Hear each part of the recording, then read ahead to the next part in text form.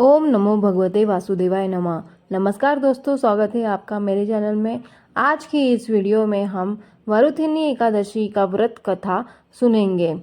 तो दोस्तों चलिए शुरुआत करते हैं। एकादशी तिथि जगत के पालनहार भगवान विष्णु को समर्पित है। वैशाख माह में कृष्ण पक्ष की एकादशी को वरुथिनी एकादशी के नाम से जाना जाता है।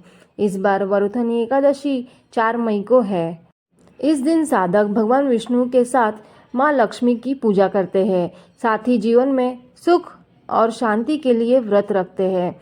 मान्यता है कि एकादशी के दिन प्रभु की पूजा करने से सभी मनोकामना पूरी होती है। और ऐसी भी मान्यता है कि जितना पुण्य कन्यादान और अनेक वर्षों के तप करने से मिलता है, उतना ही पुण्य वरुथिनी एकादशी का व्रत करने से मिलता है। पूजा के दौरान वरुथिनी एकादशी का व्रत का पाठ अवश्य करना चाहिए। माना जाता है कि इससे साधक को पुण्य फल की प्राप्ति होती है। दोस्तों चलिए सुनते हैं वरुथिनी एकादशी की व्रत कथा। तो वरुथिनी एकादशी की व्रत कथा के अनुसार प्राचीन समय में नर्मदा नदी के तट पर माधंता नाम के राजा राज हुआ करता था। वह तपस्वी था। एक समय ऐसा आया कि राजा की तपस्या के दौरान एक जंगली भालू आया और उसके पैर को चबाने लगा। लेकिन राजा तपस्या में लीन रहा।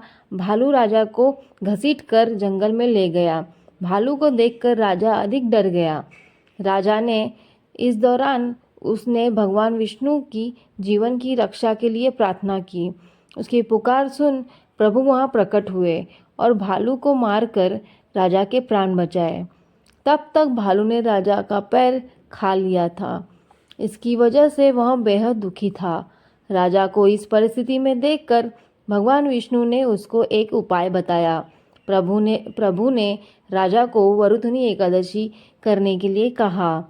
राजा ने प्रभु की बात मानकर वरुथिनी एकादशी व्रत किया और उसके वराह अवतार मूर्ति की पूजा की। इसके बाद इस व्रत के प्रभाव से राजा फिर से सुंदर शरीर वाला हो गया। मृत्यु के पश्चात उसे स्वर्ग की प्राप्ति हुई। इसी तरह वरुथिनी एकादशी की शुरुआत हुई। एकादशी व्रत के दिन इस कथा को जरूर पढ़ना या सुनना चाहिए। इस कथा को सुनने मात्र से आपकी सभी मनोकामना पूर्ण होती है।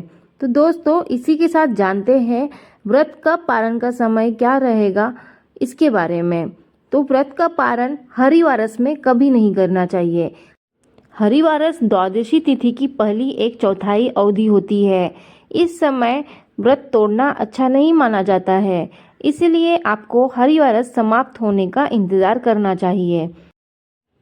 व्रत का पारण का समय 5 मई को सुबह 5:37 से सुबह 8:17 तक रहेगा। इस दिन द्वादशी तिथि का समापन शाम 5:41 पर होगा। तो इसी बीच आपको व्रत का पारण करना चाहिए।